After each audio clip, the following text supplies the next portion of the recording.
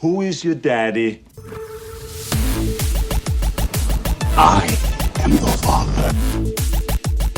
You fathers will understand. My father taught me many things. I got an idea. How about you all sit there quietly while I make dad noises? All right, welcome to Fathers of the Grind. I'm here with Daniel Fritos, my favorite. What are you doing? There you go, right? Is that seriously your height? Episode 181. Okay, you're supposed to do that like after I intro myself. Piece of crap. All right, so anyways, that's Daniel Fritos. He's not a father, and we all know he does not grind.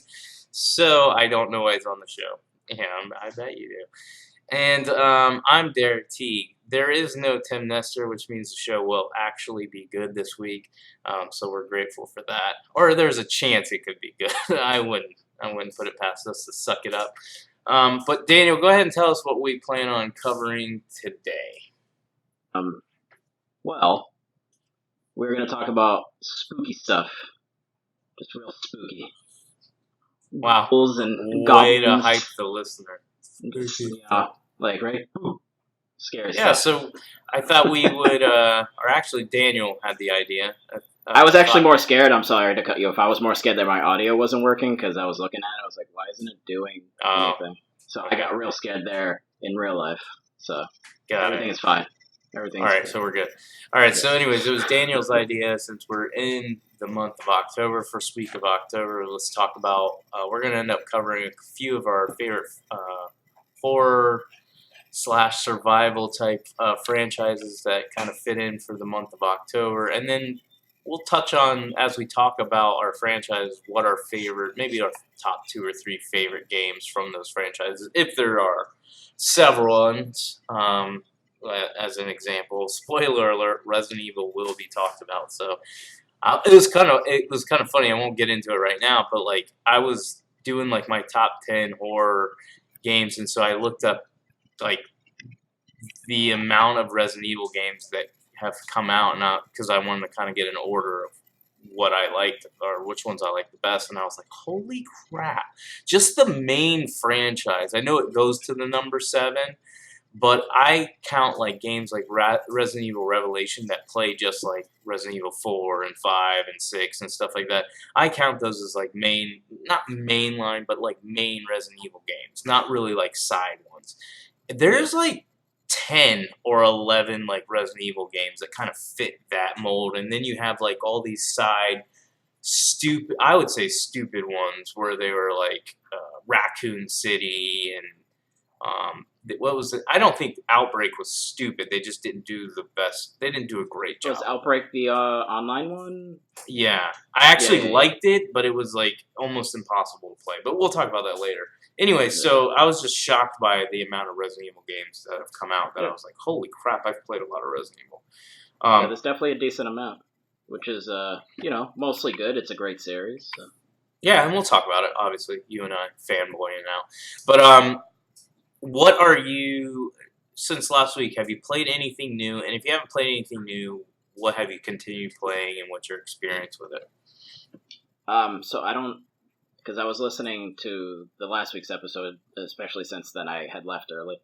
So I don't think we discussed, I finished Link's Awakening and I finished Bloodstain. So I finished 2 games since then. Okay, so you did finish Bloodstain. Yeah, you didn't talk about that. I think you talked about Link's Awakening. I feel like you did. I don't think I had finished it yet, but maybe I'd mentioned I was still playing and enjoying it. But okay, I'm still going through the podcast, so I don't remember. Yeah, but I finished Link's Awakening. I'd say most of all, it's very good for the most part. It's a 1-for-1 from what I hear because I never played the original 1-for-1 remake of it. So clearly the flaws still kind of show. Like, yeah, the game looks super pretty now. What's some of the flaws that you found in that game? I just think, so the way that it flows, it's very linear. And I think there's some spots where it's not super obvious where you need to go. Not as obvious, or not as well made as the later entries in the series. Like, they definitely got better about kind of not straight up telling you where to go next, but being more creative about it. Yeah. With later entries versus this one. I mean, it was also a handheld, so obviously, there was limitations and etc. It just wasn't, in my opinion, done as well as some of the later games. And I think, did you just finish the 6th dungeon? I believe it was the 6th one. Yeah. I mean, I've done more than 6 dungeons because I've done side stuff, but it was like the 6th main dungeon, and I think there's you got the 6th instrument, right? Yeah, I believe so. I'd have to look on my Switch. Yeah, I think so. There should be 2 more. The 7th dungeon, I did not like at all. So great, because I didn't. That was what I was going to talk about. I'm not going to say I hated the 6th dungeon, but I found it to be annoying. Like, specifically, there's an enemy on there, and I'm sorry if this is a spoiler to you, you're a loser, so I'm not sorry. But in the 6th dungeon, you're introduced to a new enemy type, or at least I hadn't ran into it yet, where you can't kill it with its sword. You have to, like, stun it with your hook shot or whatever, and then you can either kill it with arrow, or you don't even have to stun it with a hook shot. You can stun it if you want, or you can just kill it with arrows. But arrows are kind of limited, so I don't like to waste them. So I was trying to do it the conservative way, which is to hook shot it, and then grab, like, either if there was a jar and hit it with a jar, or if there was multiple ones in there, pick the one that I hook shotted and stunned, pick it up, and then throw it at the other one and kill that one. But it got so hectic that I was just getting lit up every 5 seconds. Like, my hearts were just dropping, and I was just like, this is so dumb. Like, this is pissing me off. I can't hit you with my sword. So I just started just shooting arrows. And even that was still a little frustrating. So yeah, I found that dungeon to be a little annoying as far as that enemy in particular, or that enemy type in particular, and also just the actual dungeon. Like, the amount of back and forth, and just... like, you go in one room, and you've blocked yourself off, and you're like, crap, I gotta go back to this other room to then switch the blocks so I can go back into this room to get to this chest, and then go back and switch the blocks, and I was like, okay, this is kind of getting on my nerves. But I will say this is the same thing that happens to most Zelda games I play. As I've done, this is my technically 6th dungeon as far as main dungeons. But I've done, I think, at least 1 or 2 side dungeons. And they're smaller, so they're not as intense as these, but they're still dungeons. I still weave myself through them to unlock stuff. But, so I'm, like, on 7 or 8 dungeons, and I'm just kind of like, is this game over? Like, I feel like it's too long. Like, I feel like I invested a lot of time in it, and this is how I felt about Wind Waker. I played Wind Waker a few years back. I had played it a lot on the GameCube. Like, it was, like, when I played it, I was like, this is my favorite Zelda, but I didn't beat it. Because Zelda games, like, I get into them in the beginning, so this is kind of the same thing I'm doing with the Link. So I get really into them. Middle, I start to thin out a little bit, and then towards the end, I'm like, this is redundant. Can we just move on? And so I get, like, fatigued real quick with them. And that's kind of what happened to Wind Waker. I put a lot of time in it, and then at the very end, and I'm forgetting what you have to do. You have to, like, travel the seas and find these pieces of something. I don't even remember now. And it was after I'd done everything they asked me to do, and then they wanted me to do this, and I'm like, what? And so that's kind of what I feel like with this game. I've hit that area where I'm like, okay, I just want to get through these dungeons. So I think what I'm going to do is I'm pretty exhausted during the week, so I don't really game unless I'm playing like Rocket League, or I might, play Destiny 2 now, or something that doesn't take a lot of thought. But on the weekends, I'll just try to get through like 1 dungeon. If I get in the mood where I want to do a 2nd or 3rd, fine. But I think this is probably going to take me another couple weeks. But I did want to beat this game pretty quickly because I was willing to trade it in. Not because I don't love it. I like it a lot. I really do. But I wanted to trade it in to maybe buy a hard copy of Call of Duty or something like that. Something that Tim's not that interested in, and that I would just like to play the campaign and then probably trade that in. Maybe play a little bit multiplayer and then trade it in. But I did play one more dungeon of Zelda. And then I really jumped into Destiny 2 Shadowkeep. I haven't played a lot of the main story missions. I've played like 3 or 4 of them. They're very good. I really just think Destiny 2 just keeps, or I should just say the Destiny franchise just keeps getting better, in my opinion. If you just look at it as a fun game to jump into that has like solid campaigns, I don't think they get enough credit for their campaigns, and I kind of get why, because they say first impressions last forever, right? So the first Destiny, the first impression for a lot of gamers was Destiny 1. And when they jumped in, they're like, what is this? Like, this isn't, like, I'm not getting, like, a Halo type experience as far as campaign or something like that. I'm getting, like, well, really an MMO light. And it didn't do a very good job with story. And it has a lot of lore, but they didn't do a very good job with that. So I feel like Destiny 2, the main, God, this cat. The main story in Destiny 2 was really well done. I won't say really well done. It was good. Yeah, no. But I feel like their main expansions, I'm not talking about the smaller ones like Warmind and stuff like that. I'm talking about their main ones, Shadowkeep, and then the one before it, Forsaken. I think they've, so far with Shadowkeep, but with Forsaken for sure, they did an amazing job. Like, I no longer felt like I was playing an MMO. Like, I felt like I was playing a Halo-type campaign. But the only thing that makes me feel like I'm playing an MMO while playing that campaign is that they will have, in the campaign, they'll have, like, these little... To progress the story, you have to do these, what I would consider, like, little side quests. And they're very MMO-ish, and it's kind of like, it kind of takes me out of it a little bit. And they've done that in Shadowkeep too, where they'll be like, you must remove the essence. You have to do these little things to remove the essence. And if you don't remove the essence, then you can't unlock the next story mission. It's like, I don't want to remove the essence. I just want you to, remove the essence. That just sounds like a wall. Like, it's just like, here's a wall. Yeah. Do the thing. So let's make this a little bit longer. That's what we're trying to do. But, overall, I'm really enjoying it. I went ahead and I posted this in our group, but just for a podcast, I'll say it. I'd gotten Shadowkeep for $30 instead of $35, so I got $5 off. And so while I'm playing it, I was like looking at, they have this like season pass setup, kind of like how everybody does it now. Call of Duty does it, Fortnite does it, where you just buy the season. Rocket League does it. Buy the season pass, and as you level up that season pass, you unlock stuff. So there's the free stuff, and then there's the stuff that you get because you own the season pass. Well, I think I could be wrong. I think with Destiny, there is no free stuff. I think you have to buy the season pass. Whereas Rocket League, there is free stuff. But anyway, so I'm playing Destiny or Shadowkeep, and I went ahead and bought the season pass for $10. So basically, total package for me was $40 for this one season pass too. And so far, I love it. I like the stuff I'm unlocking. Some of it's just, experience, but some of it's like upgradable stuff. Like you'll get these modules that actually upgrade your weapons. So I'm like, good.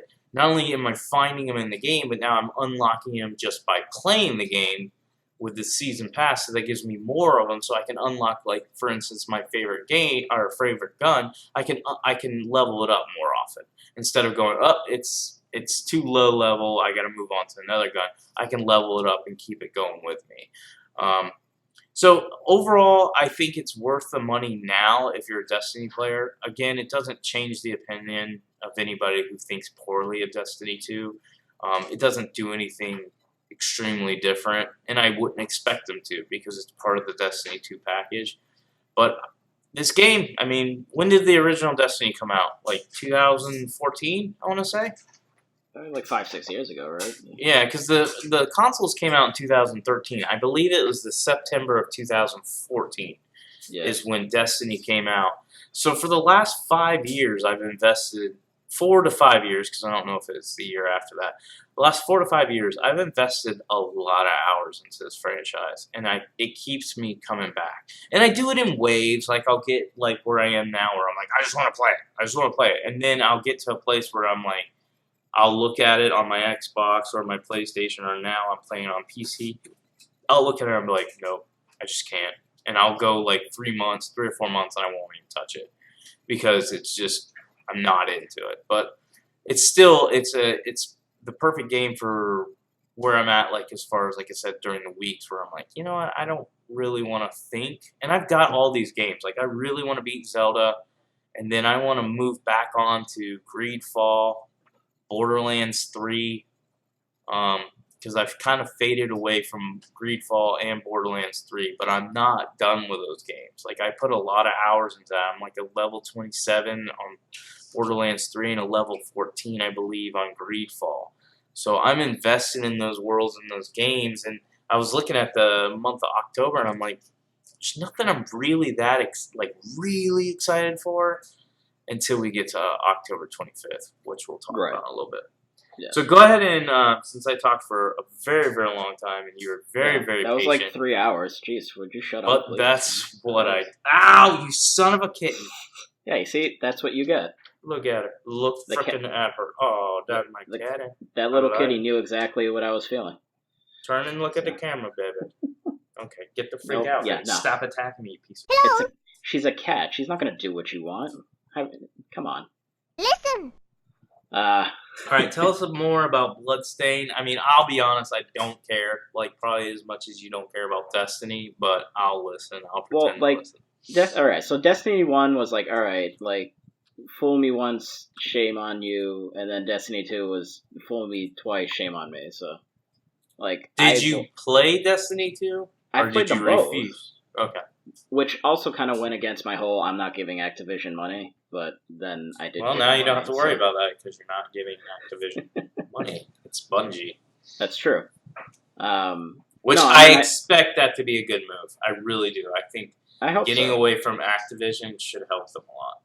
Well, I mean, it's getting away from Activision at all is always a good move, but hopefully it works out for them and they don't, you know.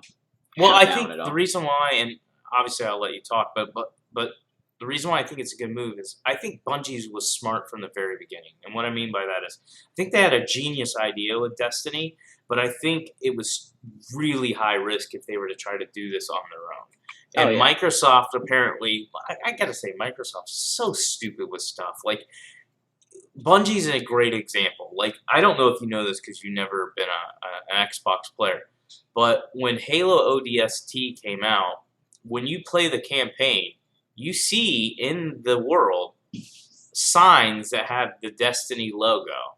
And I believe it says Destiny. Meaning Bungie was already creating this world while they were under Xbox. Like they were coming up with this. They were saying this is what we want. And I believe, if I remember correctly, they went to Microsoft and said, hey, this is what we want to do. And they're like, you're Halo only. And they're like, well, we're out. And so, anyways, the point I was trying to make is I think going to Activision or whoever would have taken them at the time to fund Destiny is why they had to do it. Now that it's been successful and they've got this huge player base, to get away from Activision is genius because not only do you reap the benefits of all the finances now because you don't have – I'm sure they had to pay Activision something. Like I'm sure they had to agree to like, hey, you no longer own us or own – this game or have any rights to it, but we have to pay you, blah, blah, blah. But to get away from you. But now they also have what I think what they really wanted was now we have all the funding. We're all good. Now we get to do whatever we want with this IP. Like as long as it continues to sell, because of course. But I think they will. You know? I think they will, and I think they'll be able to branch out and do little different things because probably one of the things, and you can elaborate on this, that you probably don't like about Activision is not just the nickel and diming and just that, but it's probably because there's one of those big, huge corporate publishers that they're one of them that they've got all these suits that help make these decisions and they don't care about gaming. So they have no desire to expand outside of what already sells. That's why, like I mentioned on the last show, am I interested in the new Call of Duty? Yes. But it's probably, as far as campaign goes, they're probably going to make subtle changes, but they have to stick to their formula. because they're not allowed to go outside of the formula because the formula is already proven to make them billions of dollars. More so with multiplayer because that's going to be where they get the most money because of anything extra, which they're saying they're not going to have the season pass and microtransactions, but they'll add those in in 3 months. So they'll do something. All right, so go ahead with, and they did that with Destiny. Crash. The Crash Nitro Manicure? was it the racing one. Oh, yeah? Yeah, it came out. They were like, "Yeah, no, we're not putting anything in the game. You just buy it and you just play unlock things." And then a few months in, they were like, "Yeah, here's some season pass stuff," or kind of like how Rocket League. I think it's every few months or whatever, something similar to that. So they're trying to keep it alive. It's that, and we've talked about this before. Square Enix was trying to do it with Final Fantasy 15. That's where you and I talked about it, and it's that games are no longer looked at as a single purchase. These publishers want to make as much money off of them as they can, and they want to keep them alive. So it's games as a service more than it is, hey, Daniel, do you like Final Fantasy? Well, here's Final Fantasy 15, and you just give me $60, and we release the full game, and we're done with you. And then hopefully you'll come back in 4 years, and we'll sell you Final Fantasy 16. It doesn't work that way anymore. Now it's, hey, Daniel, give me your $60. We'll give you what we got right now, and then give me another 20 or 30. You can do it up front, or you can do it later, and we're going to add on more content. Which, where that started was a good thing. I remember when I was playing Mass Effect, and that was when DLC started becoming big. I was like, yeah, more Mass Effect, yeah. And that was, my young mind was going, any more of the game I love, I want it, right? But now it's been exploited by publishers, developers, and even gamers, and now it's become where it's forced into most games, which is... Well, that's why it's funny, because I'm old-fashioned. I've for the most part, ever since DLC has become a thing at all, ever since it's existed, I've been not really the kind of person that buys any of it. Every once in a while I do. 15, I paid the season pass to have the DLC, because I figured, you know what? There was all that nonsense that happened over the 10-year span with that game going from versus 13 to 15. This is not a complete story. You're saying you're going to complete it. Whatever, fine. I'll give you the extra money just so I could then give it my full honest opinion and say, all right, so now that the story is complete, so you say, I still think it's not as good, or I actually do think it's better now. I haven't actually played them all yet because I was waiting for all of them to come out, and the Arden episode did come out a few months ago, so yeah. I'll at some point go back and play all of them. But I've never been one for extra DLC just because I finished the game and then I'm already there's something else in my backlog. That's I need to go. Pretty much how I am. I have stayed away from season passes for a while now because. The last one I bought, and it wasn't too long ago, was Borderlands 3, but I'll tell you why I did it. There's a couple of reasons why I did it. One, Tim and I split the cost. So for a $100 game, which was the game plus the season pass, I only paid $50 and he paid $50. So I thought that was worth it.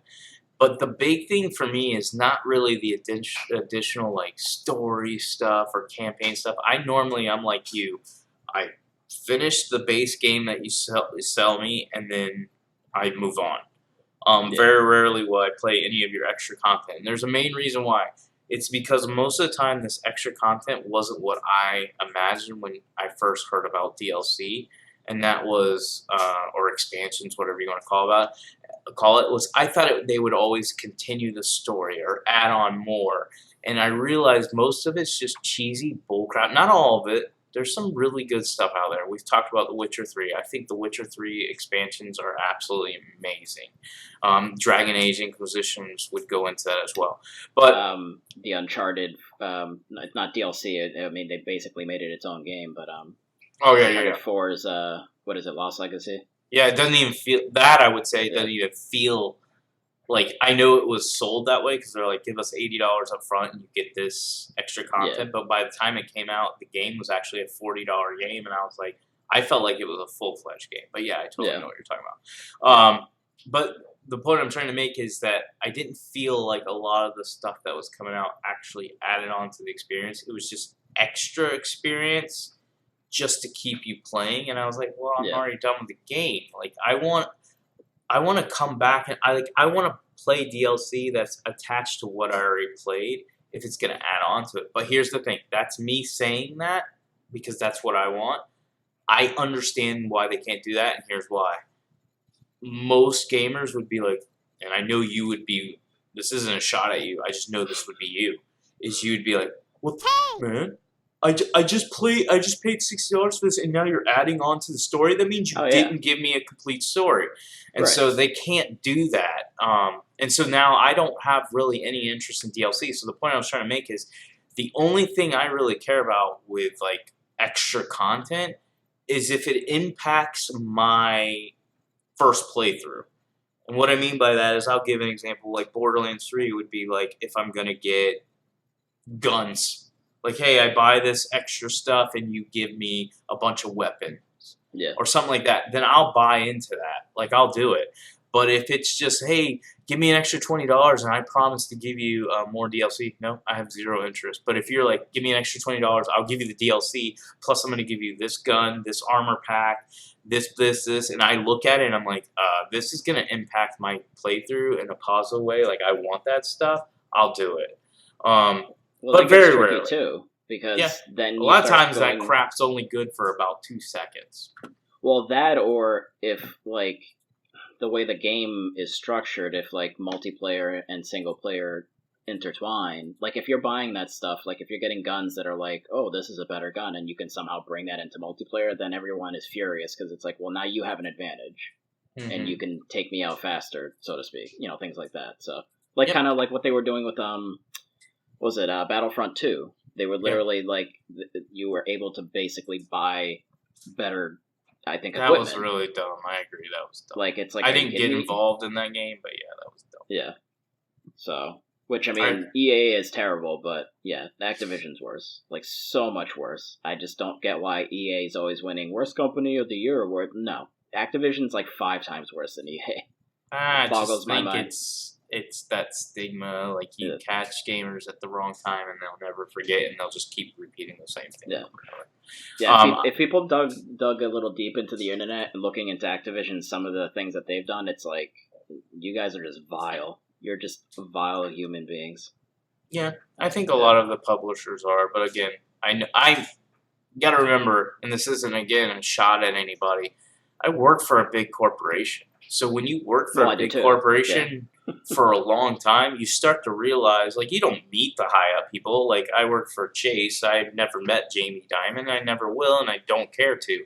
But you start to realize that this company is not. They'll tell you how great you are. We need you. Yeah. But you realize you they worked so don't. hard. Thank you. Yeah, thank you so much. Everything is just fake. It's like there's nothing real. Like I was watching like a sermon today, and it was hilarious because he got to the part, and I know it wasn't scripted. Like he was just preaching on this one part, and he was like, "You know what?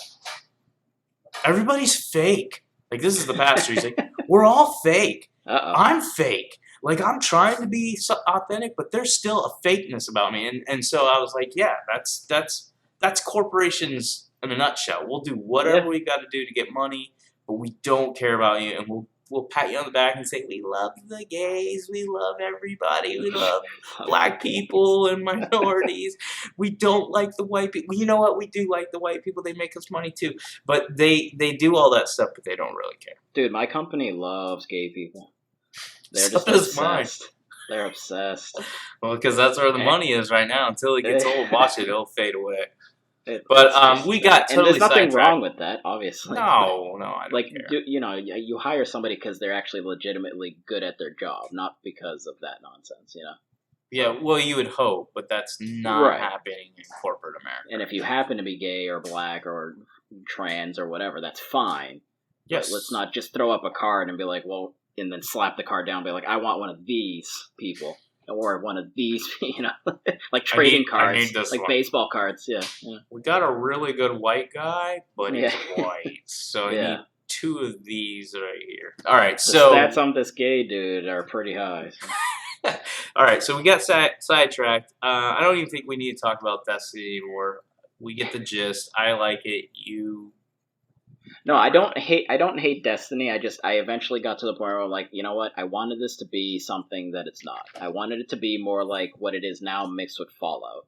I wanted it to just be a big wide open area or like a No Man's Sky where like, you know what? Let me jump into my ship and actually fly down to that area. Yeah. And then fly back up, but you don't do that. So Well, speaking of Fallout, because I think that's a good transition point for us. Let's talk a little bit about the Outer Worlds. Are you at all like interested in this game? And for those who don't know, the reason I'm bringing this game up, we're in the month of October, and this is probably the game I'm most excited for the rest of the year. And it comes out October 25th. It is developed by Obsidian, which is one of my favorite developers. They have released some of the best games, including Fallout New Vegas, which is an outstanding Fallout game. They are now owned by Microsoft, so here's another genius idea. And yes, I understand the business side of it, but if I own Obsidian, this game's not coming out on PS4. But anyways, I know they can't stop it now. Yeah, they're too late. But I would say in the future sequels, if this game's successful, it's not coming out on PS5. But again, knowing Microsoft will be like, we love everybody. Well, we just want right. the I was money. gonna say your boy there, who is the face of Xbox, is like all for like sharing things. So. Well, and that's a good thing. But Phil honestly, Spencer, again, he's a fake person too, and really what he's all about is, hey, we're releasing all these games still on PlayStation and stuff like that because the bottom line is PlayStation's winning, and they're gonna get more money keeping Minecraft and letting the Outer Worlds release on that as well. Yep, they're buddy with Nintendo. So. Oh yeah, well that is probably to take down PlayStation 5. But all right, so what's your interest level for the Outer Worlds? And again, for those who don't know anything about this game, and the reason why I said let's transition from him mentioning Fallout. I watched the video because I don't watch a lot of things about video games much anymore, but I watched extensive video on, like, I want to know, what is this game? Because I kind of, just from looking at pictures and watching, like, a few trailers, like, I get the gist. But I was like, you know what? I don't want to go into this and assume this is Fallout. Yeah, it's not. Not completely, anyways. No. But what's your hype level? But this game is very similar to Fallout, which we'll both eventually talk about that. But what's your hype level? Do you care about this game? Are you getting it day one? Or is it something like you're going to wait for reviews? Or even if it reviews really good, I know you're being a little bit tight on games you're buying. Is it something you definitely, even if it got 10 out of 10s, you would still just buy it when it's discounted? Well, Derek, I did just get a promotion recently, so now I'm rolling in the dough. All right, video games left and right, just buying them. I'm not even going to be playing. Why don't you I'm just going to go to the store. Start with an Xbox One, there, buddy. Well, no, let's not be. So you can be relevant on this show. Let's not be ridiculous. That's just. Right now, Jesse White's listening to this segment, and he's fuming. Why is that Freda's guy on the show? You know what? I will buy one, and Jesse, I will record myself just beating the out of that thing with a bat, just like a giant bat with nails in it, just beating the crap. So dumb, because you would like the Gears franchise. I'm not saying you would like a lot of the franchises, but you would like the Gears franchise. No, I absolutely would. That's like that for a while, for years. I've been like, you know what? Like, if I actually did buy an Xbox, like, I would be totally into that series for sure.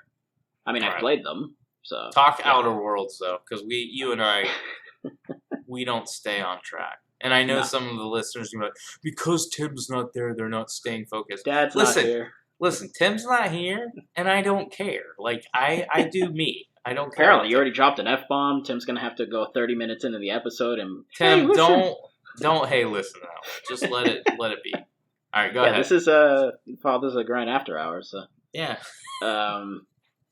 Let me take off Outer Worlds. Shirt. So, you... Okay. Watch out! I'm going to have to put just, like, 2 black bars right there. I don't think it... I would have to talk. All right, let me talk. Yeah. There's the nips. There you go. There you go, guys. Hold on. Do you want to do that again? All right. Just, give him a little flash. All right. Boo, boo, boo. All right. Yeah, there you go. Okay, Outer Worlds. God, this is terrible. You probably actually have seen more of it than I have. I remember the initial couple of trailers, and then I think IGN doing IGN first for a month of it, I believe. Or maybe there was some Game Informer stuff. It might have been Game Informer. Okay. And I had watched some gameplay, but I didn't watch like the whole thing. I watched like 5 to 7 minutes of it because, again, I try not to, for a game that I'm excited for, so yes, I'm very excited for this game.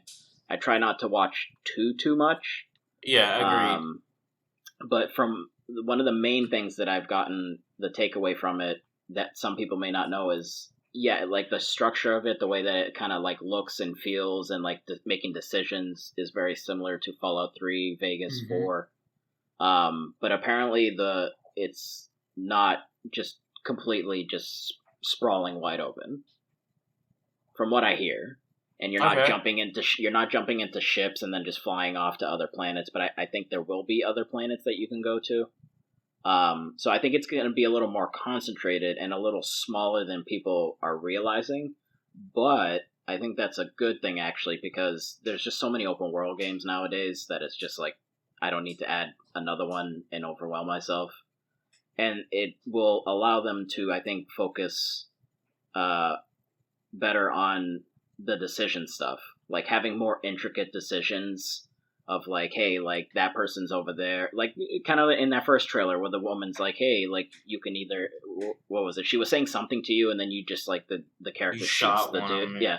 And she was just like, oh, all right. Like kind of like little things like that where like that happens. So now all of a sudden one quest closes and another one opens and then it kind of just sprawls out like a spider web of decisions. So yeah, I think it's similar to what I was talking about a couple weeks ago with Greedfall. I think Greedfall borrowed a lot from like the early BioWare games and Fallout and stuff like that. Where I think this game, at least the way they're hyping it, they're basically saying that the decisions you make are not even just the decisions. You know how a lot of games nowadays are like, you have a choice, and then you make the choice, and you know, like when you're making that choice, it's going to impact it.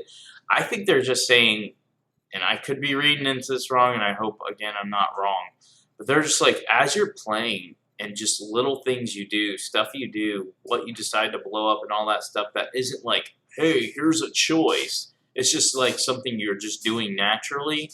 Right. It can impact the world that you're in, like completely. Yeah. And so I think that sounds cool.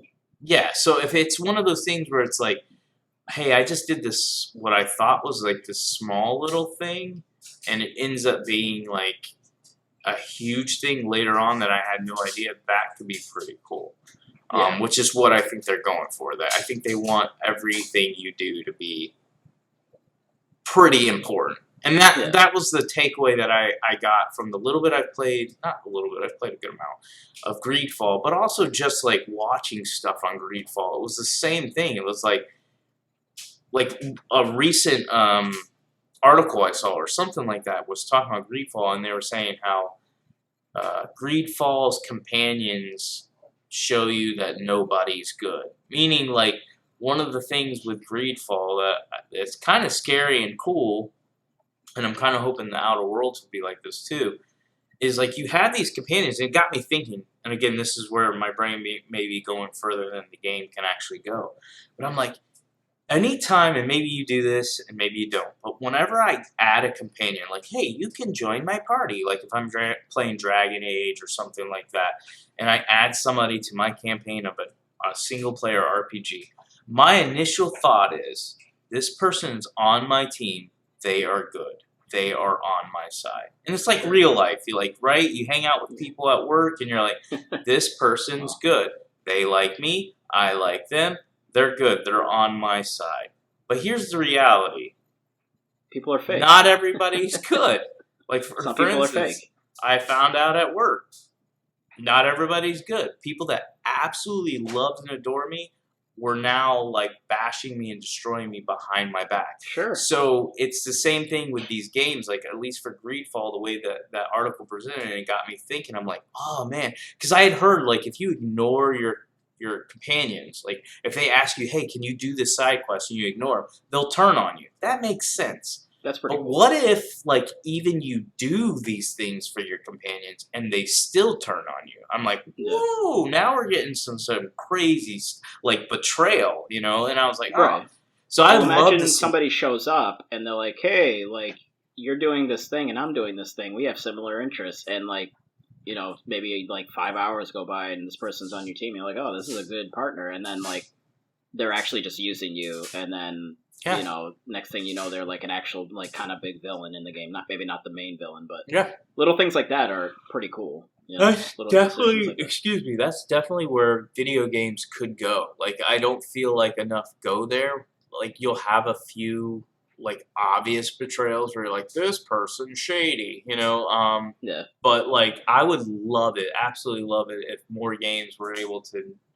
And it's a hard thing to do because you have to make it Oh yeah. look natural. You have to make it Of look course. like this game was not designed for this person to automatically betray you. This game was designed that if you do certain things, they do stay on your side. If you don't do certain things, they do turn from you. And if you do certain things, this one may still betray you. So even though you did good things for them. But that's a difficult thing. But I would love to see that in the Outer Worlds. As far as for me, my hype level, it's very high. Again, I'm in the same boat as Daniel. I don't like to watch a lot of stuff, and I think I'm done. I just wanted to make sure I wasn't going to buy this game thinking one thing and then finding out it's not that. I actually feel like it looks almost exactly like Fallout New Vegas, in my opinion. Yeah. Even the way the characters move, the dialogue, like the standing there, I'm like, Yeah. oh my god, this is Fallout. The only difference to me is graphically, it's a little bit prettier. That's it. Other than that, everything looked pretty much the same. I'm hoping the gameplay is good. There is a VATS type system in there, and they don't call it VATS, but Sure. there's even that. So I'm like, man, they are legit saying we do not care. If we offend Bethesda or whatever, we made one of these games for them. So we're gonna do what we're good at, and we made a heck of a game with Fallout New Vegas, and that's what they're doing here. Well, I'm hoping that's it's more used strategically as opposed to being created because the mechanics are terrible. Because that's why VATS was even created in the first place. It's because their engine was so wonky, and the first-person mechanics in general just were not great. That you couldn't just run and shoot. So you had to be like, oh, like let's RPG this up and have like a standstill. Like, oh, I'm going to target this body part, and you know, hopefully that's not a sign of their combat being wonky. But see, and that's the thing. I think I talked about this when Fallout 4 came out. Like they had id Software work on Fallout 4's like shooting mechanics, but then when I played Fallout 4, I'm like, this doesn't feel like an id game. So I didn't know if the Fallout engine.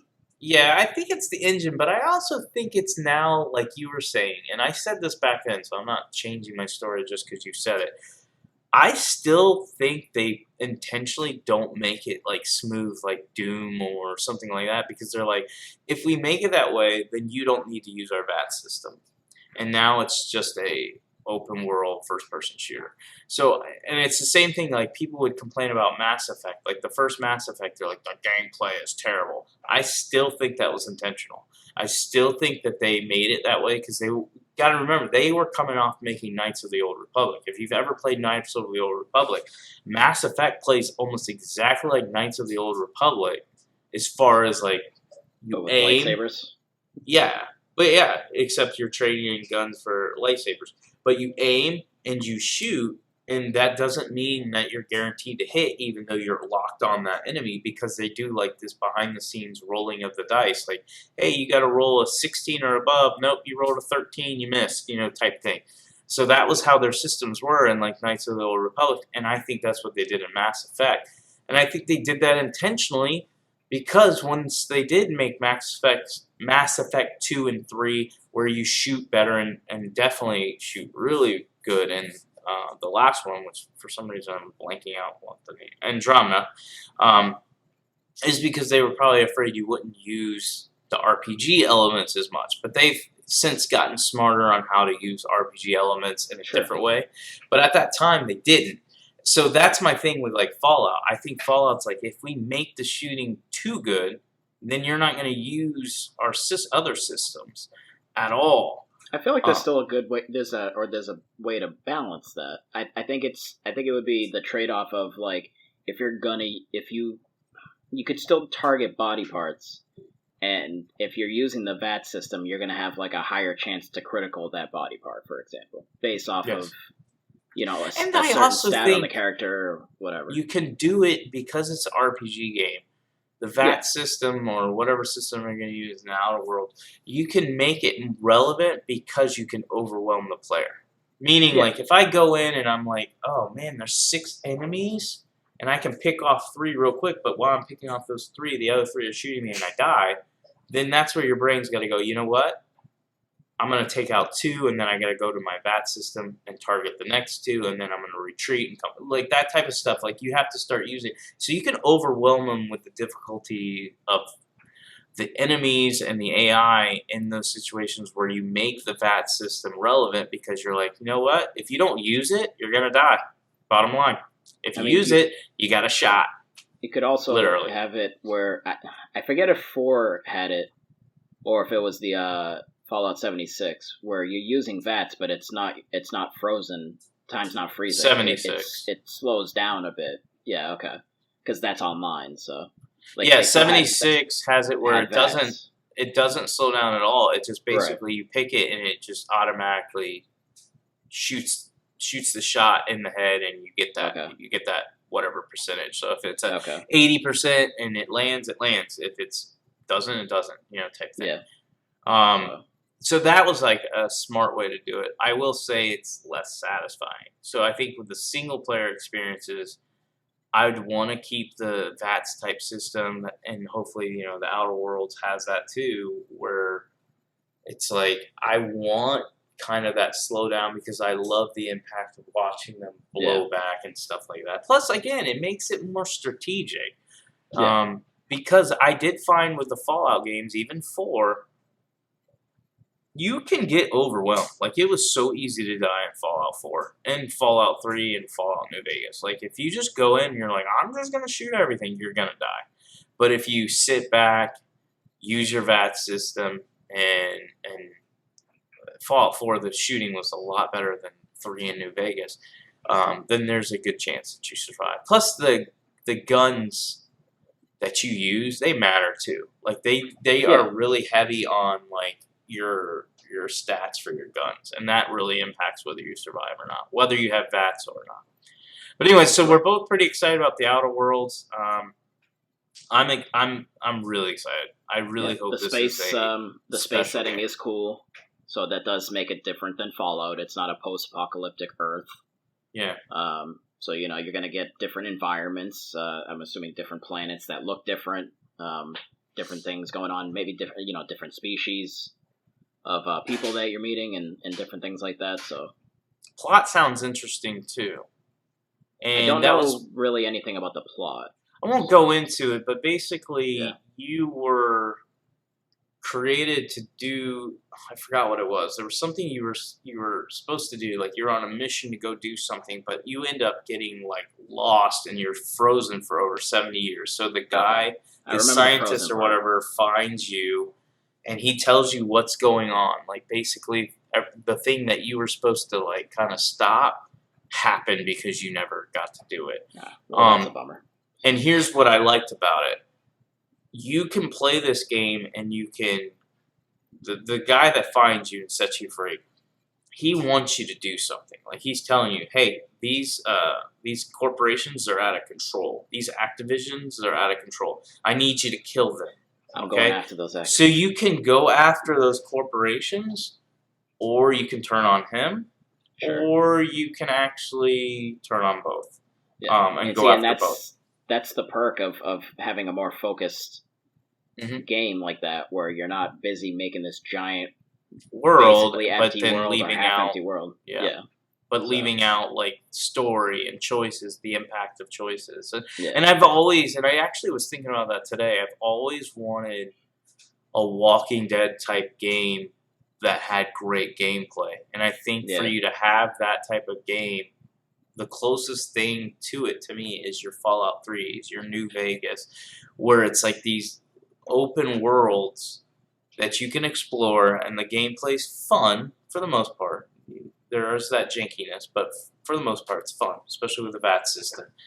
You know but what the would actually choice- work well with? Sorry, I think what would work well. Actually, you're saying Walking Dead, and I immediately thought, what if the guys who do Far Cry made a Walking Dead game? Because like, there's almost sort of kind of barely RPG elements there. But I think they would make an have amazing to. Walking Dead The game. thing that they lack the ability to do, and they would have to go and get like the Walking Dead type of people or somebody who's worked in that field before. The thing that set the Walking Dead apart is not only did they have like good like personal stories, but the impact of your choices. Yeah. And it kind of goes back to what we were talking about with Fallout and Greedfall and stuff like that. And it's these decisions that you make with companions. Like with The Walking Dead, the reason why it's so popular is not the zombies. The zombies, I guess, people care about. For the most part, really what it is the watching humans survive, and then, like we talked about earlier, maybe Daniel, me, and Tim are this pack that are these three guys trying to survive, so we're working together. But how do we know Daniel's not a psycho killer is planning on killing us and betraying us? You don't know. And in the Walking Dead world and universe, those people exist, and they do it. They betray you. So I think if they can ever find a way to do something like that, where your choices, I'm talking seriously, matter, and that people that you thought were in your party were trustworthy, and you did good things, you gave them stuff, you loved them, you cared about them, and they still betray you and stuff like that, and makes you really feel it. That, I think that's the next step in storytelling and for these type of video games. Well, I think games need to get smaller again. Then they need to be. They can still be open world, but like make it slightly smaller world. Yeah, like cut it in half. Make it get rid of the. And I talked about this a while back, a couple months ago. I said I'm tired of the tedious like open world. Do this, do that. Like they're just trying to keep us busy instead of just focusing on making a good video game. And what I mean by that is like there's like every open world game just has like these collectibles or all these stupid things, and I understand why they do them. Yes, they want to keep you busy because they want you to keep playing the game, but it's also just gamers complaining, this game's too short, there's not enough to do, blah blah blah, and so they just fill it with BS instead of making like stuff that actually matters. Like imagine if you had like a Far Cry, like you were saying, or even an Andromeda or something like that, and they said, you know what, all tedious bull, we're eliminating it. It's not allowed in our game. This game's going to be an open world, story-driven game, and everything in it is going to be focused on the story and characters. We're not going to allow, you can go and explore and do tedious bullcrap, but it's not going to be built into the game. We're not going to reward you for doing that. We're not going to make it like, go do this 5-level challenge and you unlock a new gun that you can keep in the story mission. No, like we're not going to waste our time with that. Like if they did something like that, or they started thinking that way and got away from let's just have tedious BS in the game, I think it would change the way we play a lot of these video games and the stories we get and the characters we get and that type of stuff. All right, you can still have some collectible stuff, but just like I know.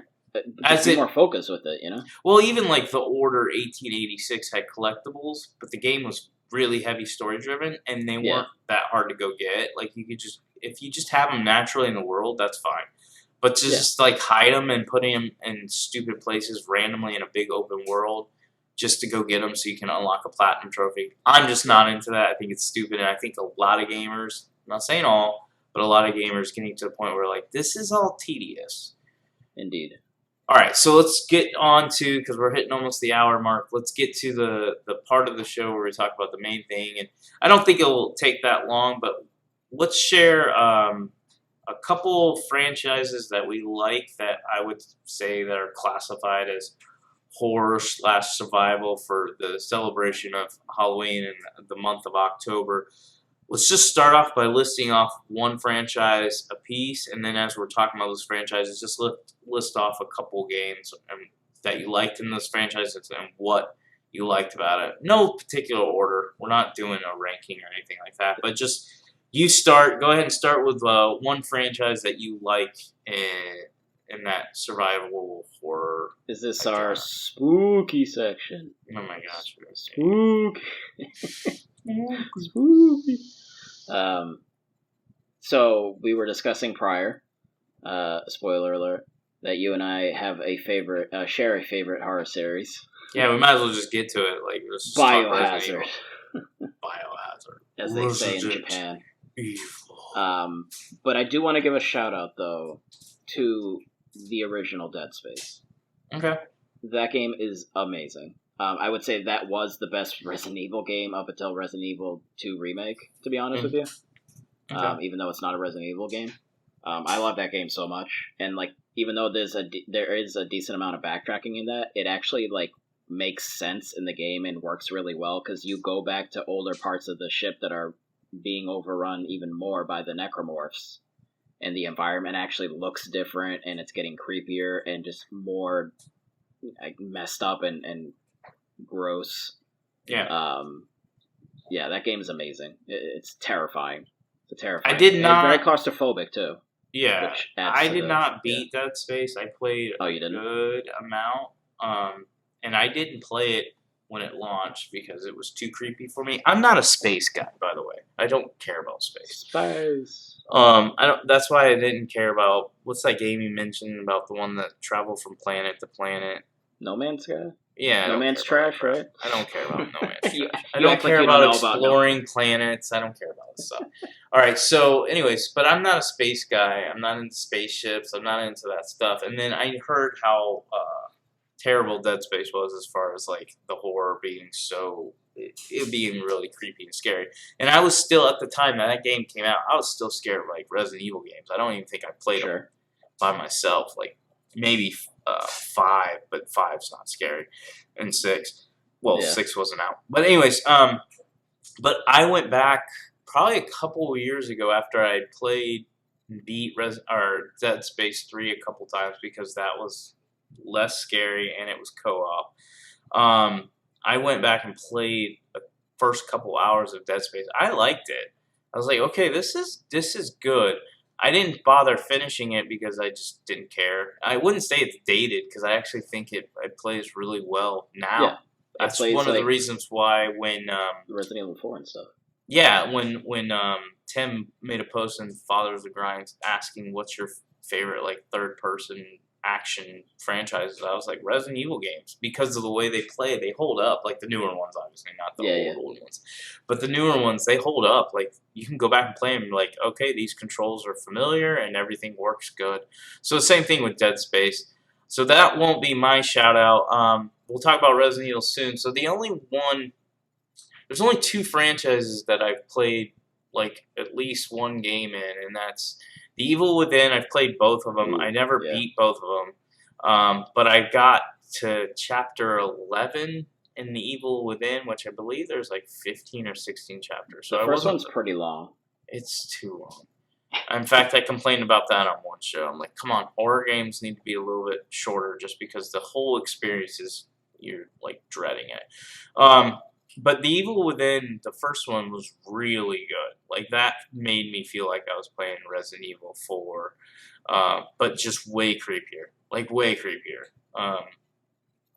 And then The Evil Within 2, I actually thought, I don't know story-based whether it's better or not, but I actually thought the open world was done pretty cool. Like, I played like the first 2 or 3 hours, and I was like, this is super cool. I'm just running around doing side quests. I'm upgrading my character, making him more powerful, getting better weapons, all this stuff. But I didn't, again, finish that one. I would actually say that would definitely be up there as well. Like, I actually like the second one more. I do think it's more focused. The story is a little more coherent. Like, I understood what was going on a bit more. Yeah, the first one's kind of crazy, because I didn't beat it, but I went ahead and did, like, a YouTube video before I played The Evil Within 2, and I was like, really? Like, this is how it ended? This is weird. But yeah, so the Evil Within games, and then I would say I liked the amount I played of the Evil Within 2. I like that more than the first one. And then the other one would be Silent Hill, but I only played the original Silent Hill, and I remember, this is, me being a big Resident Evil fan back in the day, I bought it on the PlayStation or rented it or whatever, and then had my friend play it, like him and I just together. And I just remember the amount of creepiness and I like the plot, the way the game starts. It's a creepy series. Like, I don't remember if you get in an accident and your daughter's with you and then you wake up and she's gone. And so the whole plot is like you go into this creepy Silent Hill town to find your daughter. Yeah. And so we didn't finish it, but we played a good amount, and I liked the mystery, I liked the setting, I liked the horror. It was done really well. But the best That's is it. Resident Evil. I mean, It let's just be is. honest. I mean, Resident it is. Evil's I the can't best. even think of anything else. I mean, but I'm not a big horror guy. I think people who listen to our show know that. And so why I like Resident Evil, I don't know. I mean, for me, I think it's the nostalgia, the memories with my brother and my cousin and some other friends that we would just sit around and we would rent those games. Like, I bought the original Resident Evil, but we would rent, like, I know we rented Resident Evil 2, 3, all that stuff. And so we would rent those games, and we would just play them that night all the way through. You know, and back then you didn't have, like, let's just go on the internet and figure out this puzzle, or where do we go? We'll just go to the internet and it'll tell you where to go. We didn't have that. So it was all of us working together to try to understand the plot, to try to understand where we're supposed to go, how to figure out puzzles, all that stuff. And so that's where a lot of my nostalgia comes from. Now I've gotten older, the games play better, like way better, and so now I play them on my own. And they're the only horror games when they come out that I'm like, no matter how scared I am, I'm playing them and I'm beating them. And so I play and beat every single Resident Evil game that I can. But yeah, I would say I was trying to find the post where Kyle asked like what's your favorite horror games, and I just made a list of Resident Evil games. I'm gonna say my top 2 would probably be, and I'm going by memory here, Resident Evil. I'm going to do 3. I'm going to do Resident Evil 7's number 1. Really? Resident Evil Revelation is 2. And then Resident Evil 5 would have actually been 3. But I really like Remake, like Resident Evil 2 Remake. So those, I'm just going to go ahead and tie them. I don't remember what order I ended up putting on his post, but I had all of them listed out, and I was moving them around, and then I finally just clicked it and put it on his post. But those are my top 4 or 5. Like, Resident Evil 4 is not as high as it is on other people's list. Resident Evil 5 is higher for me because I like the co-op, and it's just fun to play. It's not scary. It was just fun to play. So, and I've played it a ton. I was going to say, you like all the not scary ones. You big man, baby. Resident Evil 7's probably the scariest one. I don't know. I mean, Remake to me, it 2 is.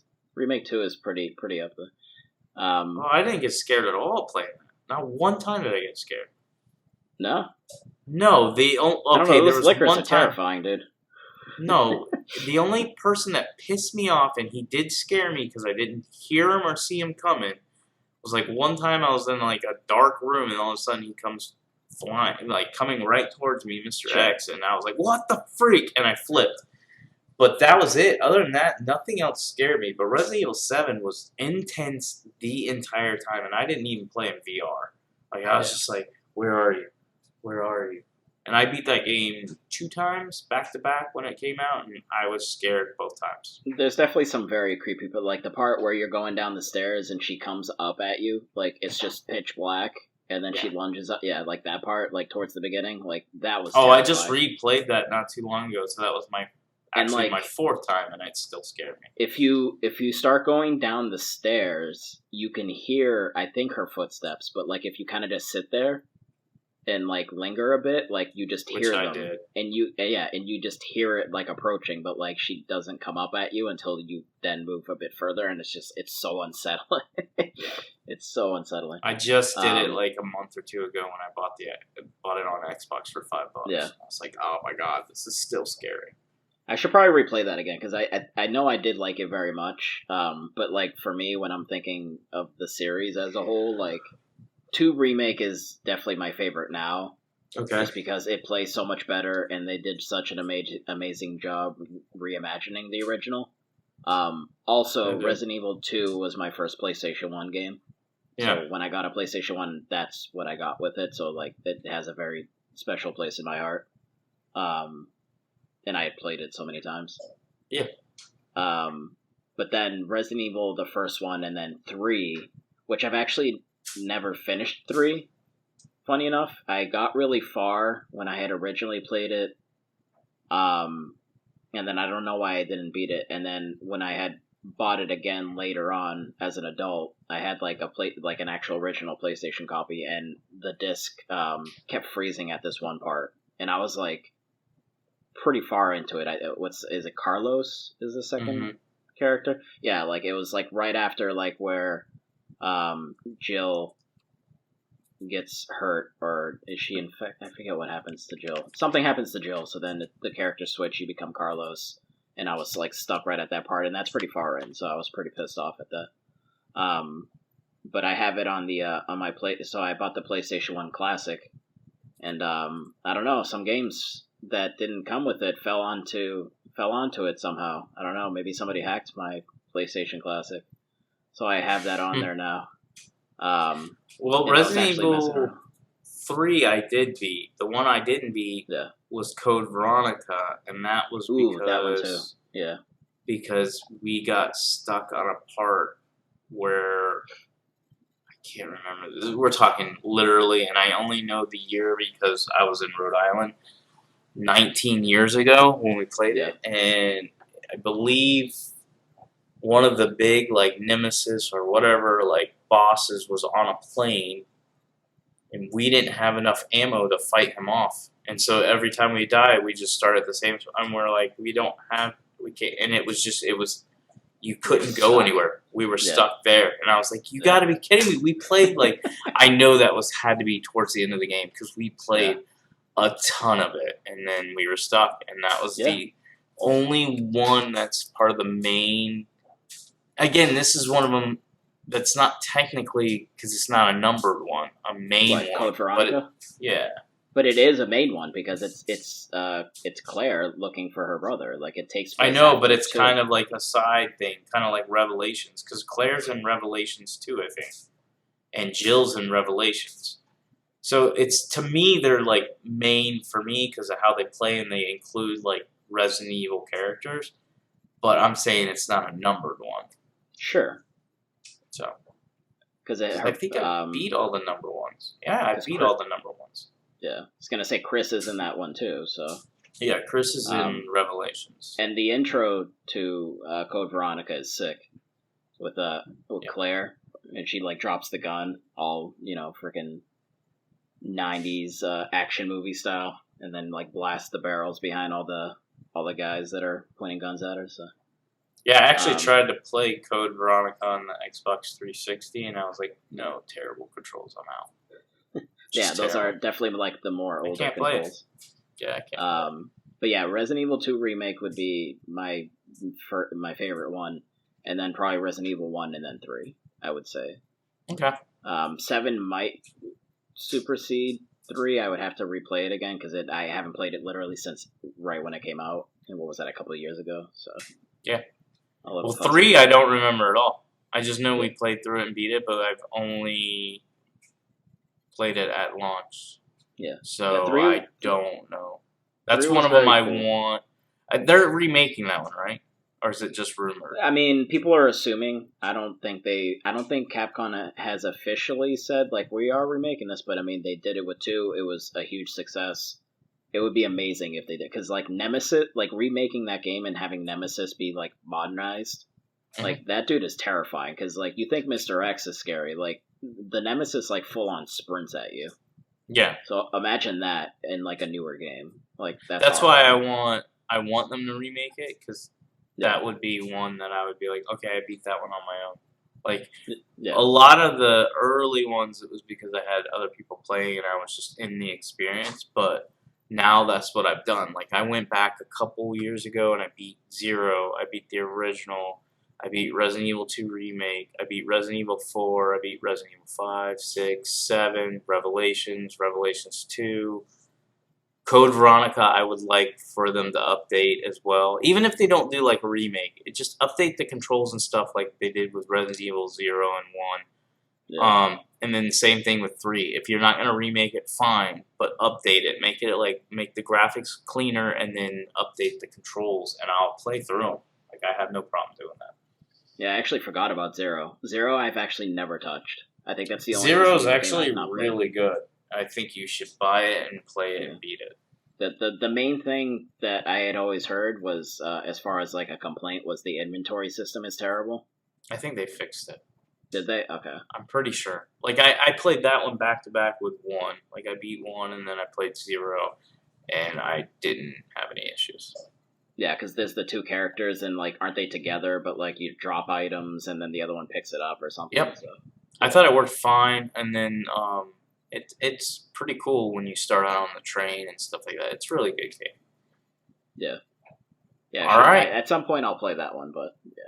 Yeah, because it sounds like you're kind of a fake Resident Evil fan, to be honest with you. Yeah. Well, I mean, sure, that one that's not even really a number because 0 is not a number. So 0 yeah. is totally a number because it's 0 and it's a number.